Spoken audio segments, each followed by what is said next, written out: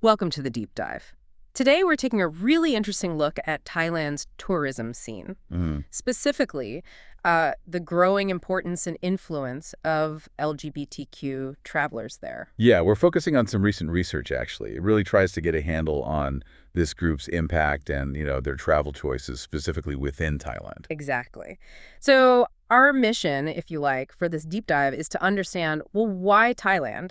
Why has it become such a significant spot for LGBTQ tourists? And what really motivates their decisions? What experiences are they actually looking for?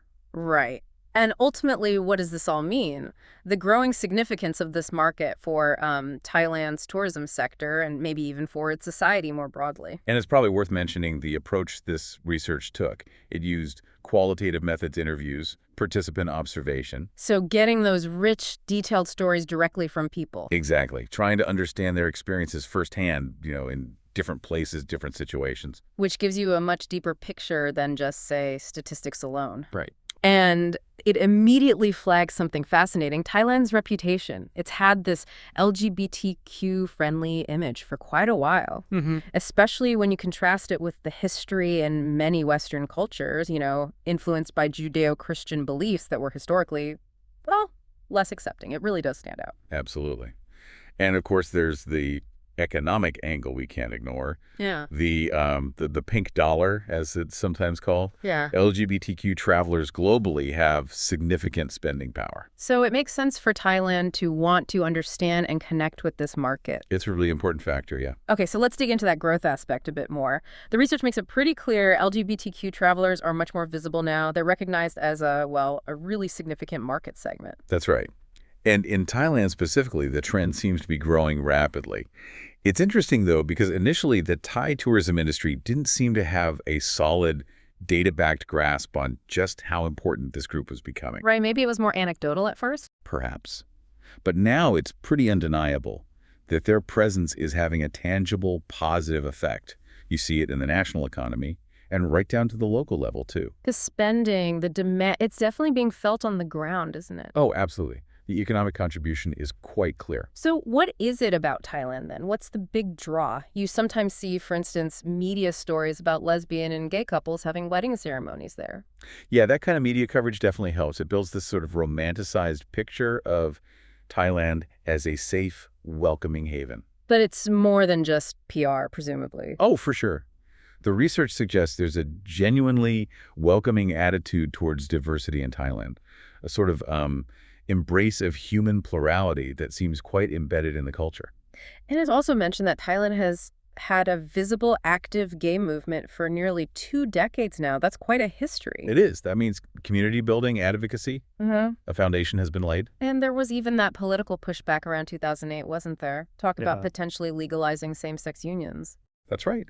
It showed a relatively progressive stance, even back then. I think I even read something in the research about some funny T-shirts from years ago, sort of poking fun at intolerance, but also pushing boundaries a bit. Yeah, little things like that can reflect a broader shift. It highlighted how Thailand seemed to be, making strides in acceptance compared to maybe some other Asian countries at the time. So historically, it's this interesting contrast. You have some cultures influenced by, say, Judeo-Christian traditions with less accepting views historically, while Thailand seems to have navigated things differently, maybe through, as the research suggests, compassion, education, a more open-minded approach. That seems to be the picture painted, yeah. Yeah. A different historical trajectory in some ways. Okay, so the researchers set out with this clear goal. Understand the travel behaviors, the preferences, the emerging trends for LGBTQ travelers choosing Thailand. Exactly. And they broke that down into specific objectives, Yeah. like measuring those growth trends we talked about. Right. Analyzing travel habits, like who do people travel with? How long do they stay? Things like that. And also looking at broader global travel patterns for LGBTQ individuals. And why is this understanding so important? It's not just academic curiosity, is it? Not at all. I mean, there's the economic side, tapping into potential, but it's also about fostering social inclusivity, right? Maybe helping build a more tolerant society overall. So by understanding these trends, the tourism industry can better cater to this market. Which benefits them financially, sure. And it also potentially encourages wider acceptance. Exactly. It can be a kind of positive feedback loop. Understanding leads to better service, better experiences, which reinforces the destination's appeal and promotes inclusivity. Okay, so what do they find out about motivations? What drives LGBTQ travelers? Where do they like to go in Thailand, and what sort of experiences are they really after? Well, the research looked into all of that, their needs, their desires, expectations about, accommodation, transport, attractions, activities, the whole package. And they also kept an eye on recent events, sort of up-and-coming trends that might be shaping LGBTQ tourism in Thailand right now. Makes sense. You need that context. And to get that context, they presumably looked at previous research too. What did the literature review highlight? Yeah, they did. And it showed, for one thing, that academic interest in LGBTQ tourism has really picked up over the last decade or so. Okay. Past studies had already pointed out the significant economic impact of this market, and also how family travel has kind of evolved, reflecting changes in LGBTQ communities themselves. That's interesting. Family travel might not be the first thing people associate with LGBTQ tourism, but of course, it's a key part for many. Absolutely. Families come in all forms. Mm. The literature also showed gaps, though, a need for more research on, say, transgender, intersex, and bisexual travelers who are often less represented in studies. Okay. And there's also been a bit of a shift in thinking about gay tourism, moving towards understanding how travel and consumer choices play a role in shaping identity. So it's not just about the destination, but how the experience itself contributes to who you are, how you see yourself, your connection to a community. Precisely. And a really key gap the researchers spotted was the focus. Lots of research on LGBTQ tourists from Western developed countries, Right. but much less on Asian contexts, particularly Southeast Asia like Thailand or South Asia. Do people travel for the same reasons? We need to understand that. And also recognize the diversity within the LGBTQ community: race, culture, age. They all play a part. Okay, so that sets the stage. How did they actually go about collecting their own data for this specific study? You mentioned qualitative work earlier. Yes, they started with that in-depth qualitative approach, the interviews, the observations, to get that rich, nuanced understanding. But they didn't stop there? No, they also incorporated a quantitative element later on. Okay. A mixed methods approach, getting both the why and the how many. Right. What did the quantitative part look like? They used questionnaires, managed to get a pretty decent sample size, around 800 people, back in November 2021. And how did they distribute those? It was web-based, using a snowball sampling technique. Right, where participants help recruit other participants. Good for reaching specific communities that might be hard to access otherwise. Exactly. And then they took all that data and ran statistical analyses, looking at demographics, age, education, income, and also, of course, their travel patterns and behaviors. Okay, so they did all this work, gathered all this data. What were the big takeaways, the key findings from their analysis? Well, demographically, one interesting point was a significant cluster of respondents in the 46 to 55 age group. Okay. They also looked at marital status. The variety there suggested that Thailand is indeed attracting people in diverse relationship situations, which kind of backs up that welcoming image. Makes sense. And what about the why? Why Thailand? What reasons did people give? Top reasons included wanting an international experience, generally liking the positive attitude of Thai people. That comes up again. It does. Also, affordability was a factor, the sheer variety of attractions, the rich culture, good weather, and no surprise here, Thai food. Yeah, you can't forget the food. It sounds like a real combination of factors then, not just one single thing. Exactly. And the researchers really stressed that you can't treat the LGBTQ travel market as, one monolithic block.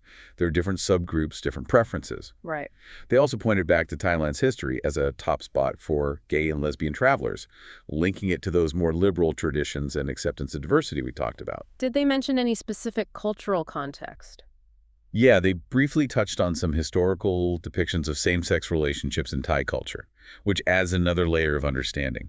Interesting. And they highlighted key LGBTQ tourism events, things like the Songkran Festival in Pattaya, which gets huge crowds, or the Sanfei Umbrella Festival in Chiang Mai, visually amazing. Right, very visible markers. And also the Ladyboy World Beauty Contest in Pattaya. That gets a lot of international attention, too. These things help cement Thailand's reputation. Definitely. And beyond events. Well, Thailand's become known as a place for same-sex unions and destination weddings, especially perhaps for couples coming from countries where they can't legally marry, like Japan was mentioned as an example.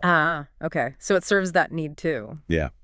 And even before the pandemic hit, Thailand was ranked as a favorite high-end LGBTQ plus destination in Asia, High-end, interesting. But didn't the research also find something surprising, like a recent dip in numbers? It did, yeah. Despite earlier, quite optimistic predictions, there seemed to be a recent decline in the proportion of LGBTQ tourists visiting. That's definitely something to note. Wonder why that might be. The study didn't definitively pinpoint the cause, but it's an interesting counterpoint. However, it's important to add that the feedback from LGBTQ travelers about the actual experience, infrastructure, visas, feeling included, that remained largely positive. Okay, so even if the overall proportion shifted slightly, the fundamental appeal, the positive experience on the ground, seems to still be there for those who do visit. That seems to be the case, yes. So moving on to trends and patterns, what did the study identify there? How are LGBTQ travelers experiencing Thailand? Well, one concept they discussed was the idea of the pink beach, basically, developing specific tourism products and services tailored for LGBTQ tourists. Okay, dedicated offerings. Exactly. They also found a really high rate of repeat visits. Many people surveyed had been to Thailand twice in just the last 3 years before the study. Wow, that says a lot about satisfaction, doesn't it? It really does. People are going back for more. They also found that traveling with others is common. Over half traveled with at least one companion. And group travel, especially smaller groups like 3 to 6 people, seemed quite popular too. That social aspect seems important. Yeah, sharing the experience. And again, Thailand's reputation as just a welcoming place, a warm haven to experience a foreign culture, came through strongly. It offers a lot too, doesn't it? Cities, beaches, culture. A huge variety, yeah. Catering to lots of different interests. But linking back to that slight dip we mentioned, the research did note a potential decline in popularity, specifically among U.S. LGBTQ travelers. Ah, so a specific market showing a change. Yes, suggesting maybe other destinations are becoming more appealing alternatives for that group, something for Thailand's tourism folks to think about. Definitely. What about the types of activities people enjoyed most and their core motivations for travel? Top activities were pretty much what you might expect. Rest and relaxation, sightseeing, enjoying good food. Fine dining came up, and interacting with local people. Connecting with the place and its people. Exactly. And the main driving motivation seemed to be about seeking experiences that felt meaningful, authentic, maybe a bit unique or rare. Less about pure adrenaline or high-risk adventure, perhaps more about connection and authenticity. Interesting. And did they find peak travel times? Yeah, August, the December-January holiday period, and then July-August, again, seemed to be popular months. Okay. And you mentioned food earlier, but the research really dug into food tourism, didn't it? It did. It's a huge draw, obviously. Thai food is world-renowned. But they also looked at it from a community angle. How so? Well, exploring how LGBTQ-owned and friendly food businesses, restaurants, cafes, etc., contribute to community empowerment, visibility. Ah, so supporting the community through where you choose to eat. Right, and even the idea of food tourism as a potential form of social advocacy, subtly supporting LGBTQ rights. They actually suggested developing specific edible Thai journey experiences tailored for the LGBTQ community. That's a great idea. Combining a major strength of food with a targeted approach. Very creative. Yeah, leveraging that culinary heritage. So pulling all these findings together, what are the big implications and what did the researchers actually recommend based on all this? Well, a key message is that destinations and businesses really need to recognize that LGBTQ travel is becoming more mainstream, more normalized, you could say, and they need to adapt. That means things like ongoing research to keep up with changing preferences, much more targeted marketing, and actively removing any lingering barriers to entry or enjoyment. Were there examples of good practice? They mentioned places like Los Angeles and Palm Springs in the U.S., which have had successful LGBTQ-focused marketing campaigns, sort of models Thailand could look at. Right, learn from what works elsewhere. Exactly. So for Thailand specifically, recommendations included, yes, tailored marketing and PR, but also looking at laws and regulations, making sure they support safety and enhance appeal, and developing specific strategies for different international markets, knowing that, say, U.S. travelers might have different interests than Japanese travelers. Makes sense. What about the industry itself? They highlighted the value of travel agents who specialize in LGBTQ travel, and also the importance of having openly LGBTQ people in leadership roles within tourism. That visibility matters. That feeling of being understood, represented. Absolutely. The research also hammered home the economic impact again, linking it to the need for inclusive global economic growth. They urged national tourism bodies everywhere to ensure all travelers have access to products and marketing info. So inclusivity benefits everyone. That's the argument. And for Thailand, there's this huge opportunity to really boost its image for diversity by fully embracing LGBTQ tourists. And importantly, understanding the nuances within that group, like the specific needs of, say, older, childless same-sex couples, which might differ from younger travelers. Okay. And what about reaching the local population or others within the Thai tourism sector? Good point. They recommended broad public awareness campaigns, educating locals about sexual and gender diversity to foster more understanding and acceptance. So working from the inside out as well. Exactly. And using branding initiatives to empower local LGBTQ stakeholders in the tourism scene, the ultimate vision is for Thailand to keep building on its strengths, the beauty, the culture, that existing commitment to rights, to become an even more welcoming and inclusive destination. How would they achieve that practically? Things like partnerships with LGBTQ influencers and community organizations, targeted advertising, and crucially, training for tourism staff, ensuring everyone provides welcoming, respectful service. It sounds like a comprehensive approach. It needs to be, they argue. And the potential payoff isn't just economic, although that could be significant, but also boosting Thailand's international reputation and prestige. Okay, so bringing this deep dive towards a close then, it seems really clear that Thailand holds a pretty significant place in the world of LGBTQ tourism. Definitely. Travelers are drawn there for a whole host of reasons. That welcoming vibe we keep mentioning, the value, the amazing attractions, the culture, and yes, the fantastic food. And while it has this established reputation, it's not static, is it? It's an evolving area. There's still challenges, but also new opportunities. That's right.